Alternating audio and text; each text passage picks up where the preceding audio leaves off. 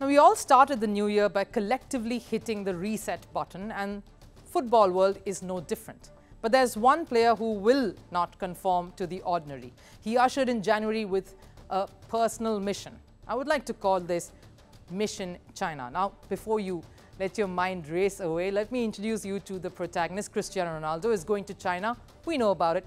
His club Al-Nassr announced it last month. Now, the tour will feature 2 friendly matches, where Al-Nassr will take on 2 Chinese clubs, Shanghai Shenhua and Zhejiang FC. Ni hao, China. Are you ready? Al-Nassr is coming.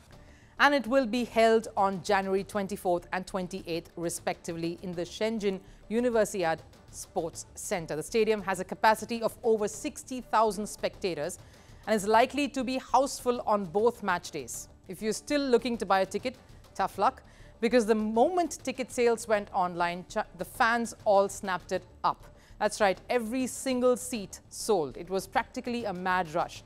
Like the year-end bumper sale for clothes or furniture, the sale started a little after 11 a.m. in China, or 8:30 IST, and by evening, there were no tickets available. Some reports also said that most of them were sold out within seconds. Only tickets in the 2 most expensive categories were indeed available, but that didn't take too long either. There were enough fans who made a beeline for those 2 eventually. Lionel Messi fans didn't wait too long to take a jab at this though, saying there's not much of an interest as compared to when Messi toured for the Ronaldo tour. They compared it with Messi's visit to China last year and the kind of madness that surrounded it then. Meanwhile, the lucky ones who managed to secure their seats flaunted it on social media for rest to see and experienced that sense of FOMO, the fear of missing out. Either way, there's one undeniable fact. The Portuguese star has caught on in China too. His impending arrival later this month has boosted China's tourism. Reports say there has been exponential growth, particularly in the city of Shenzhen. After all, fans will get yet another chance to see a legend in action in front of their eyes. This is in fact the second time Ronaldo will be visiting China.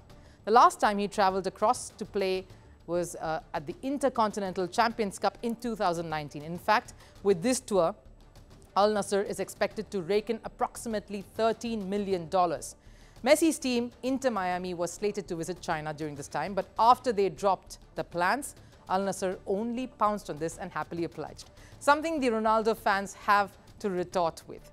For China, it's a win, as Ronaldo is a big draw to the sport itself. Their national team is subpar. They rank 79 in the world. The state of the sport in the country is in shambles, with their former Football Association chairman being charged with bribery only in September last year.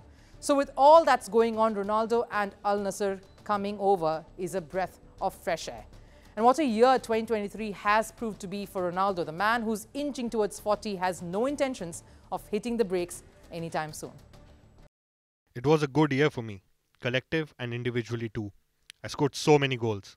I helped my team a lot and also the national team. So I'm really proud. I will continue. I will feel good. I will feel happy. And next year, I will try to do it again. I have to say thank you to all my teammates. Without them, this wouldn't have been possible. The fans, because they follow everywhere. And I want to continue. So Mission China is not going to be any different. Objective 1, scoring goals and finding the back of the net as many times as possible. Let's be honest, anything less than being the best is strange in Cristiano Ronaldo's universe. With 54 goals, he topped the charts as the leading goal scorer in 2023, going past the younger lot like Kylian Mbappe, Harry Kane and Erling Haaland. Objective 2, make fans all over the world excited about the game as they have been. Ronaldo has said it himself, the game needs to reach out to more parts around the world, and that continues to be one of his objectives. Well, that brings me to objective number 3. Set the trend and not follow one. At 37, he decided to give his football resume a new experience, proving that it's never too late. His move to Saudi Pro League that triggered the mass exodus of footballers from European leagues. No doubt he was snubbed from the Ballon d'Or. He was also omitted from an annual ranking list that consists of the top 10 footballers of the world, a list that was published by the International Federation of Football History and Statistics, or the IFFHS. A Portuguese publication posted the rankings on Instagram, and Ronaldo cheekily reacted by posting several laughing emojis to that post. Like we've said before, maybe he doesn't really, these lists and these awards don't really mean much to him anymore because he's busy being a part of a historic chapter that is redefining the sport itself. Ronaldo spent the year playing for Al-Nassr. Since the time he joined the Saudi-based club, he has scored 44 goals in 50 matches.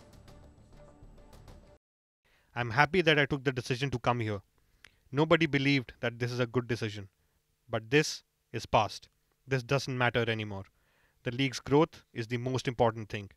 All the players who want to come here know that the league is competitive and the whole world now watches Roshan League. So it's good.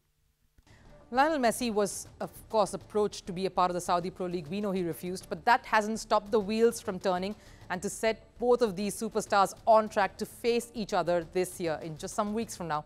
Messi's side, Inter Miami, will play in Saudi Arabia this year against Al-Nassr. It will be held on the 1st of February. And of course, that's another exciting chapter everyone's looking forward to.